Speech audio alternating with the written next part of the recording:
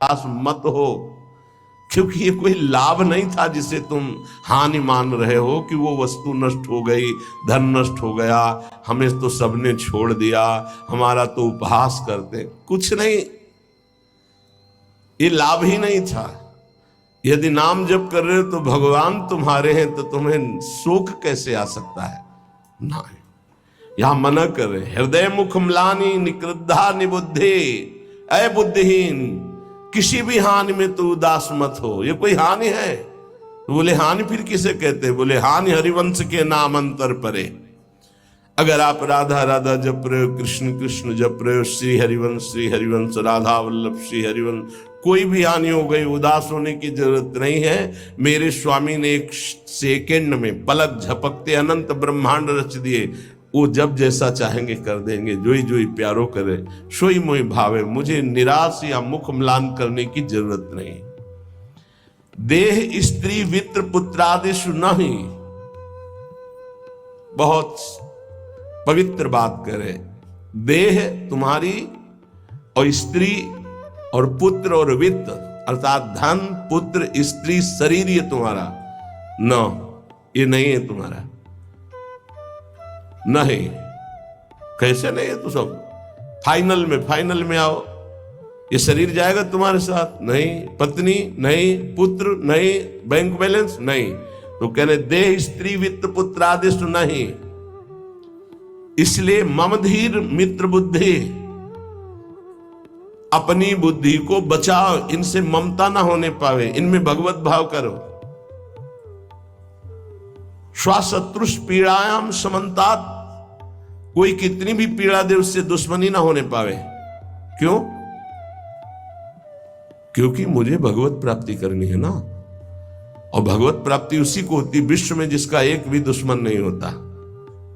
ध्यान दो, ये जन्म बहुत दुर्लभ है। कितना एक एक बात को एकदम अलग अलग करके बता रहे हैं। तुम्हारे पास धन है, स्त्री है, पुत्र है, मकान है, बड़े मित्र हैं, फाइनल में तुम्हारे पास कुछ नहीं है। राधा राधा नाम जप करो, है, अब तुम्हारे पास है, नाम जप है। साधु संग, हाँ ये तुम्हारे पास है। वाणी गायन, हाँ ये ठीक है। दूसरों की परोपकार भरी सेवा, हाँ है तुम्हारे पास संपत्ति है, ये जाएगी आपके साथ। मम धी माने बुद्धि, मम माने मेरा। इनको कभी मेरे भाव से स्वीकार मत करो कि मेरी पत्नी, मेरा पुत्र, मेरा धन, मेरा मकान। तुम्हारा शरीर भी तुम्हारा नहीं है, ये छूट जाएंगे यही। तो क्या भाव करें इनसे? भगवत भाव।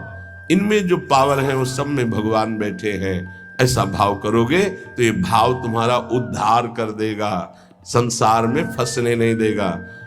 और स्वशत्रुष पीड़ायाम समन्तात, शत्रु भाव रखकर कोई हमसे कितनी भी हमें पीड़ा दे, हमको उससे शत्रु भाव नहीं होने देना, क्योंकि मुझे भगवत प्राप्ति करनी है।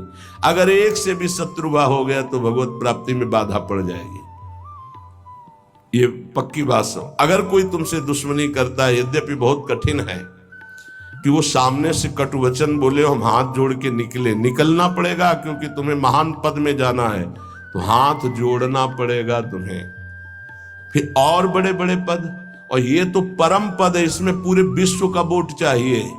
हरिवंश नाम लीन जे अजात शत्रुते सदा, प्रपंच दंभ आदि दे तहां कछु न पेखे। सेवक जी महाराज कह रहे हैं, अगर भगवत प्राप्ति करनी है तो पूरे विश्व में कोई भी एक शत्रु नहीं, शत्रु पैदा ही नहीं हुआ।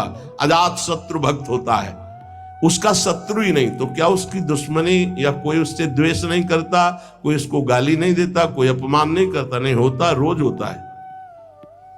पर उनमें भगवत भाव किया जाता, मेरे प्रभु क्यों वो तो ऐसी बात कर रहा है, ऐसी चेष्टा कर रहा है, ऐसे ऐसे नहीं।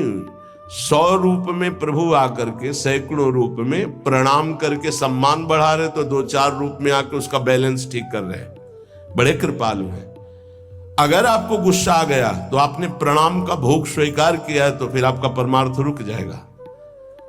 क्या बात है, कितना सुंदर भजन है, कितना इनका यश है, कितनी कीर्ति। एक तो ये हुआ, और दूसरा ये हुआ गाली गलौज अपमान, ऐसी मुद्राएं जो क्रोध भरी, जो द्वेष भरी।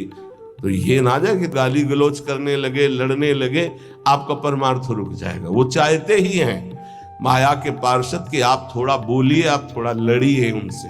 नहीं लड़ना, क्या करना है, और हाथ जोड़ के सर झुका के निकलना है।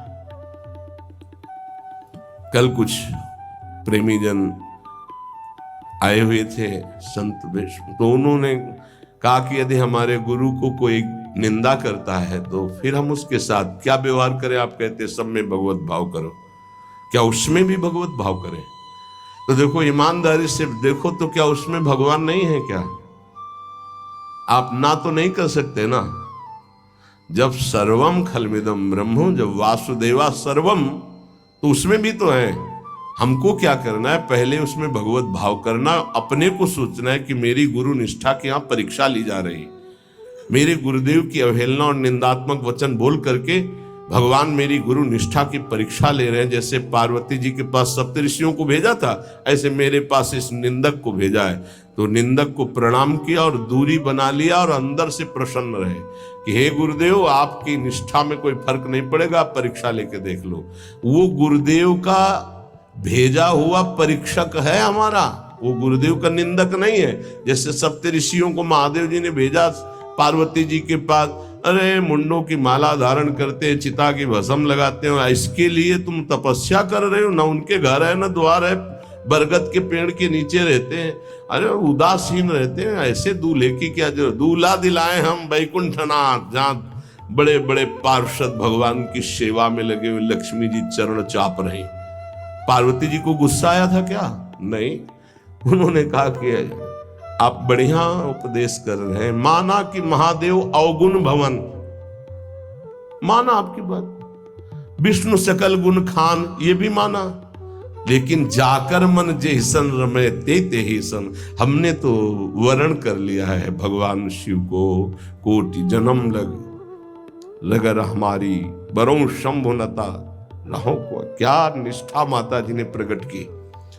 मैंने तो वर्ण, आप जो कह रहे हो ठीक है, ऐसे ही होना चाहिए गुरु निष्ठा कि आप जो कह रहे हो आपकी बुद्धि, मेरे तो परब्रह्म है अंदर, उससे बोलना नहीं, अंदर मेरे तो परब्रह्म परमात्मा है।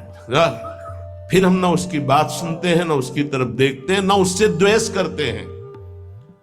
स्वशत्रुष पीड़ायाम समन्तात सुखमती रमितानंद वृंदावनेस्तु, मैं सर्वदा सुख मगन रहूंगा, किसी से द्वेष नहीं करूंगा, किसी से अपनापन नहीं करूंगा, और वृंदावन का आश्रय लेकर प्रिया प्रीतम के प्रेम में मगन रहूंगा। जिसे प्रेम प्राप्ति करनी है, जो श्रीपाद प्रबोधानंद जी कह रहे हैं, एक बहुत बड़े महापुरुष कह रहे हैं, कि नंबर 1, ये बात सहने के लिए निरंतर नाम जप चाहिए। जो अभी तक आपने सुना, मोक्ष कड़वा लगने लगे, समस्त इंद्रियों भोग नरक के समान लगने लगे, समस्त भोगों में विष दिखाई देने लगे कि ये तो पूरे तीनों शरीरों को नष्ट करने वाला है, गंदा करने वाला है, और हृदय से हमारे कि इंद्रियों का जो विलास है ये तो नरक तुल्य है, लेकिन सिद्धियां भी ये माया का जाल है। नहीं चाहिए मुझे कोई सिद्धि, मुझे भगवत प्रेम चाहिए।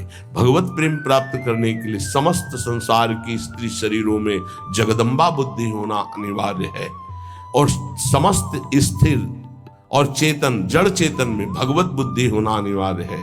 अपना शरीर, अपनी पत्नी, अपना पुत्र, अपना धन, अपना मकान, ये अपना नहीं है, अंतिम में छूट जाएगा, ये वैराग्य बुद्धि होना अनिवार्य है। फिर भगवत भाव का प्रादुर्भाव तभी होता है जब पूरे संसार में किसी से भी हमारी दुश्मनी ना हो। अब ये सब कैसे होगा? तो बोले नंबर 1, निरंतर जो नाम जप करता हुआ मालिक से प्रार्थना करता रहता है। मालिक कौन? अपने इष्ट से, कि हे प्रभु मुझे ऐसी सामर्थ्य दो कि कोई भी विषय मुझे परास्त न कर पावे, और पूरे संसार में मेरा किसी से भी द्वेष न हो। अद्वेष्टा सर्वभूतानाम, गीता जी भी कह रही, अद्वेष्टा सर्वभूतानाम, किसी भी भूत प्राणी के प्रति हमारा द्वेष दोष भाव ना हो। पहला, निरंतर नाम जप और प्रभु से प्रार्थना, इसमें लिखा है मालिक से प्रार्थना, अपने स्वामी श्री हरि से, इष्ट से प्रार्थना कि मुझे ऐसी सामर्थ, प्रार्थना में बहुत सामर्थ है। अरे बहुत सावधानी की जरूरत है। किसी के प्रति जरा सा भी दोष चिंतन, जो भजन जिनका एक तार चलता है, बड़ी बाधा खड़ी हो जाती है। श्री रूप गोस्वामी जी लीला चिंतन कर रहे हैं, उसमें दिखाई दिया कि प्रियाजू पुष्प चयन कर, ये पुष्प तो लालजू गोदी में उठा लिए, प्रियाजू ऐसे पुष्प का गुच्छा ले रही, एक हाथ से डाल पकड़े हुए। लालजू ने देखा कि सुरक्षित डाल पकड़े प्रियाजू नजदीक की छोटी कुंज में, तो छोड़ दिया, तो प्रियाजू ऐसे और लालजू आनंदित हो रहे हैं। तो पूज्य श्री रूप गोस्वामी को भी हंसी आ गई कि लालजू को ऐसा विनोद सूझा। इस समय अत्यंत सुकुमार प्रियाजू डरप रही हैं। फिर लालजू ने अपनी गोद में ले लिया, फिर उनका शमन हुआ। जिस समय वो हंस रहे थे उस समय एक संत जा रहे थे जो लंगड़ा के चलते थे ऐसे ऐसे, और वो ऐसे अर्ध निमीलित नेत्रों में ऐसे हंस रहे थे। उनको दृष्टि गई कि अरे भगवान ने मुझे लंगड़ा बनाया है तो हंस रहे हैं, हम तो समझ रहे थे बहुत बड़े महापुरुष हैं और ये हमारी हंसी कर रहे हैं, ऐसा कैसे हो सकता है। हाँ ना, हमारा प्रारब्ध भोग है ना, हमारा पैर ऐसा है इसलिए हंसी का पात्र में। बड़े अंदर से दुखी हो गए, चले गए, लीला बंद हो गई उनकी। अब आप बताओ, उन्होंने सोचा नहीं, देखा नहीं, वो तो प्रिया प्रीतम को देख रहे थे। बड़े विकल हुए जब लीला बंद हो गई, तो फिर पूज्य श्री सनातन गोस्वामी से चर्चा की, क्योंकि दोनों महापुरुष की हमारी लीला बंद हो गई। तो उनका एक ही उपाय वैष्णव अपराध बन गया। वो वैष्णव अपराध, किसी वैष्णव को अभद्र बोले या दुख पहुंचाए, ऐसा संभव ही नहीं। महाप्रभु चैतन्य देव की कृपा से ऐसा संभव ही नहीं है। कैसे ऐसे उनका है तो वैष्णव अपराध। अब ये विचार हुआ कि कैसे जाना जाए कि किससे अपराध बना, कैसे जाना जाए, जब किया ही नहीं प्रकट में तो जाना कैसे जाए। तो बोले कोई वैष्णव दुखी हो गया है तो वैष्णव सेवा की जाए, आसपास के जितने संत सबको निमंत्रण दिया जाए, पता चल जाएगा, सबकी जूठन पाई जाएगी तो शायद पुनः अपराध कोई हुआ हो जाने अनजाने में तो उसका मार्जन हो जाएगा। ऐसा हुआ, आसपास के सब संतों को निमंत्रण दिया गया वैष्णव। जे ही उनके पास निमंत्रण गया तो नाराज होके बोले, पहले तो उपहास करके हंसी उड़ाते हैं, फिर निमंत्रण देते हैं, हमें नहीं जाना। तुरंत सूचना है कि वो नाराज है। अरे तुरंत गए पूज्य श्री रूप गोस्वामी जी और कहा, प्रभु कब हमने आपका उपहास किया। तो उनका आप प्रभु प्रभु आप कर रहे हो, उस दिन हम जा रहे थे और जैसे हमारा भगवान ने पैर ऐसा कर दिया तो झटका मार के चलते हैं तो आप हंस रहे थे। तो उनका मुझे तो याद ही नहीं कि आप कब निकले और हम कब हंसे। तो उन्होंने समय बताया कि अमुक दिन और समय। अच्छा अच्छा, तो उनका प्रभु ऐसे बतानी नहीं चाहिए पर आप नाराज हैं इसलिए बता रहा हूं। प्रभु उस समय हम लीला देख रहे थे, प्रियाजू पुष्प चयन करने की, तो लालजू गोद में उठा के वो पूरी घटना बताई और कहा अगर ऐसा भाव में हम हंस रहे तो आप उसी समय निकल रहे होंगे, आपको ऐसा लगा तो प्रभु आपके लिए नहीं था, आप क्षमा कीजिए। वो तो प्रियालाल तो चरणों में गिरे जो दूसरे वैष्णव थे और कहा, अरे आप जैसे महापुरुषों के प्रति हमारा दोष भाव बन गया, क्षमा करो। वो राज्य तत्काल लीला प्रारंभ हो गई, तत्काल। अब आप विचार करो, जब दोष नहीं है वैष्णव दुखी हो गए तो लीला रुक गई। फिर अगर केवल स्वीकृति की हाँ ये गलत है, वो गलत कर रहे तो भी हाँ गलत है, नहीं और भगवान की लीला भगवान जाने। नहीं आप बताओ कि ये गलत है कि सही, नहीं तो हम कोई जज है क्या। जिनके सारे हम चल रहे उनके सारे वो चल रहे, उनसे पूछो जाके, चल जाओ राधा राधा राधा। कभी किसी का फाइनल करने के नहीं, तस्मात् शास्त्रम तो तुम्हारा। ये बहुत सूक्ष्म विषय है, इसलिए वर्णन किया, बहुत सूक्ष्म विषय है। बहुत सावधान। नाम जापक भगवत प्रेम प्राप्ति के लिए इतनी सामर्थ्य जो अभी पीछे चर्चा हुई, उसके लिए निरंतर नाम जप, प्रभु से प्रार्थना कि किसी भी के प्रति हमारा तनिक भी दोष भाव न बनने पावे। प्रभु से प्रार्थना, वही सबके हृदय में बैठे हैं, वही आपको ऐसे सामर्थ्य देंगे, क्योंकि इस सृष्टि में आपके प्रति प्रतिकूल व्यवहार होगा, आपका उपहास करेंगे, आप नाना प्रकार के कटु वचन बोलेंगे, आपको सह जाना है, उनके प्रति कटु वचन नहीं करना, दोष भाव नहीं करना, नहीं अपनी भगवत प्राप्ति में बाधा आ जाएगी। ये सूक्ष्म विषय सब कोई नहीं समझ पाएगा, लेकिन उपासक जो भगवत प्राप्ति करना चाहते हैं, अपना भजन बचाना चाहते हैं, वो इस बात को अच्छे से पकड़े। दूसरा, जो दिनचर्या दी गई है उसमें आलस्य ना होना, भगवत प्रेम प्राप्ति या ऊंचाई पर चढ़ने के लिए जो दिनचर्या है, हमको ये नहीं देखना है कि अमुक साधक आता है कि नहीं आता है, अमुक नहीं आता तो हम भी नहीं आते हैं, ऐसा नहीं। अमुक की त्रुटि है, उसका सुधार करना चाहे तो कर सकता है, लेकिन आप सुधरे हुए हो तो आपको अच्छे आचरणों का अनुकरण करना है। आपको ऐसे आचरण नहीं करने हैं जिनसे हमारी दिनचर्या बाधित हो जाए। एक चीज और ध्यान रखना है, इसको बहुत विस्तृत रूप से समझा इसलिए रहे कि एक दिनचर्या है जिसके पास सेवा नहीं, गुरु सेवा, और एक दिनचर्या है जो गुरुजनों की सेवा में रहते हैं, उनसे हो सकता है जो भागवतिक दिनचर्या का आदेश दिया गया है वो ना हो, तो उनको असंतुष्ट नहीं होना, क्योंकि वो गुरु सेवा में है। सारी दिनचर्या का फल जो है वो गुरु प्रसन्नता है। तो अगर वो गुरु सेवा में, जैसे हमारी श्री जी की भोग सेवा में है, अब प्रातः बाल भोग से लेकर के शयन तक कितने भोग श्री जी को लगते हैं, अब उनमें उनको हो कि हमारी दिनचर्या तो नहीं। अब जैसे जो और हैं सेवा में है, बहुत से, कोई किसी सेवा में, कोई किसी सेवा में, अब उनकी दिनचर्या वो माला लेके नहीं बैठेंगे, थोड़ी थोड़ी देर में जो दिनचर्याएं हैं, जो सेवाएं हैं, तो उनको इस बात का पश्चाताप नहीं करना कि मेरी दिनचर्या नहीं चल रही।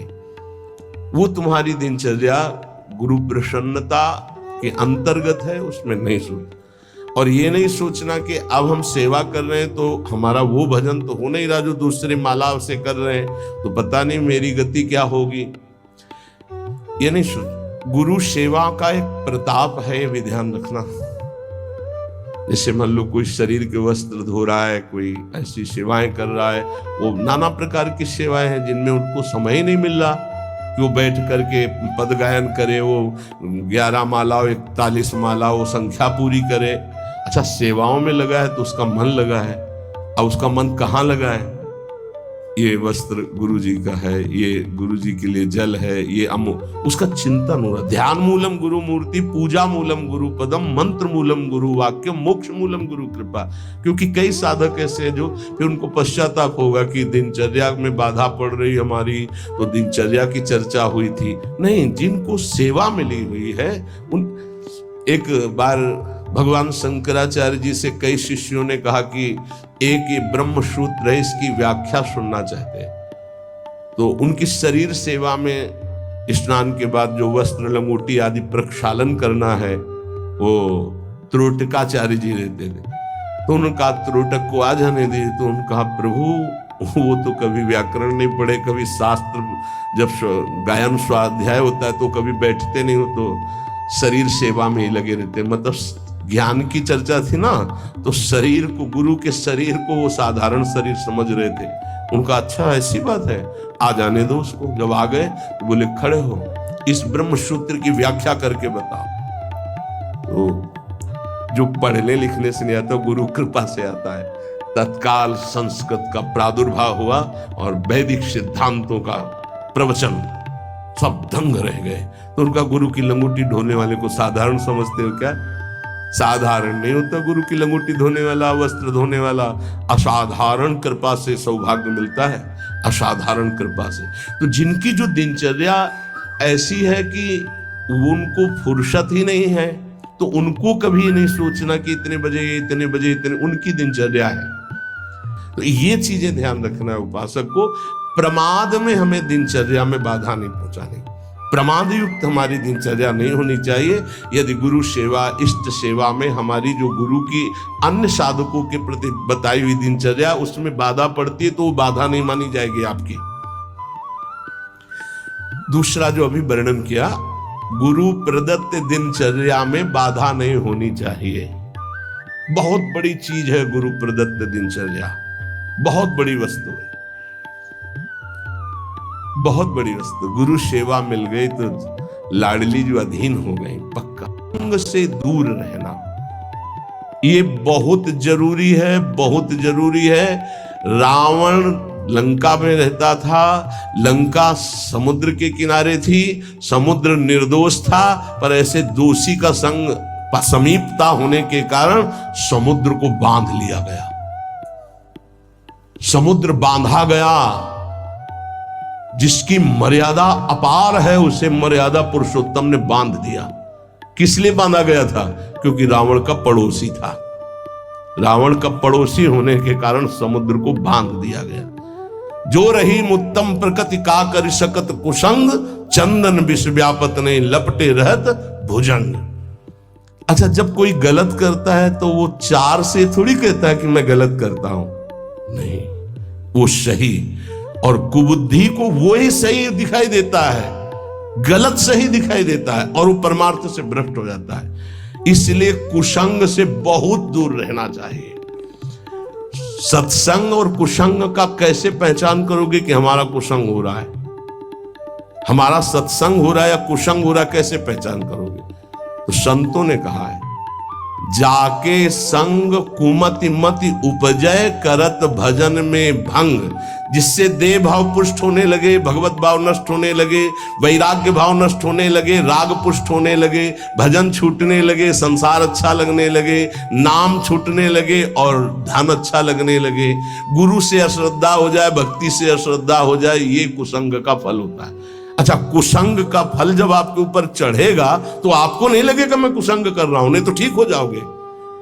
सामने से महापुरुषों को लगेगा कुसंग कर रहा है, और वो जब कहते हैं तो उनको चिड़चिड़ाहट होती, मैं कहां कुसंग कर रहा हूं। नहीं नहीं, क्योंकि कुमति कभी स्वीकार नहीं करती कि मैं कुमति हूं। अगर स्वीकार कर ले तो सुमति आ जाए।